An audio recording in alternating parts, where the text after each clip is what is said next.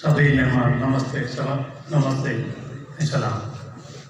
साईं अॼु जो प्रोग्राम जो एक अहिड़ी हस्ती के हवाले से आहे जो मुनकोट जे हिंदू बिरादरी तरफा इन प्रोग्राम में साईं ते ॿ लफ़्ज़ ॻाल्हाइण मुंहिंजे लाइ को वॾो एज़ाज़ आहे। साईं जूं सारूं सभिनी खे ख़बर आहे त साईं शाहबाज़ शाह खां पोइ खावड़ो जे सैद में साईं अलीमर्दास शाह वो जो पीढ़ियुनि जा नाला वठी सभिनी खे पीढ़ियुनि खां सुञाणो। इहा सुञाणप शायदि मूं त पंहिंजी ज़िंदगी में न ॾिठो। हिकु दफ़ो सभिनी ॿुधल हूंदो त हिकु माण्हू हींअर ताज़ो साईं सां मिलियो ऐं पोइ थोरो ई तारीफ़ कराई त लेकिन तूं त विच में आयो ई कोन्हे।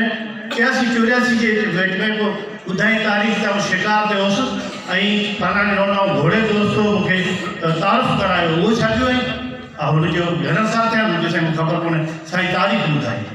इहा याददाश्त वाक़ई असां घणेई पढ़ियो आहे पर अहिड़ी याददाश्त मूं पंहिंजी ज़िंदगी में कंहिं माण्हू में न ॾिठी जेका अॼुकल्ह जी नेट ते डिक्शनरी खां वधीक साईं ईअं किलत करण सां यकदमि ईअं ॿुधाईंदो।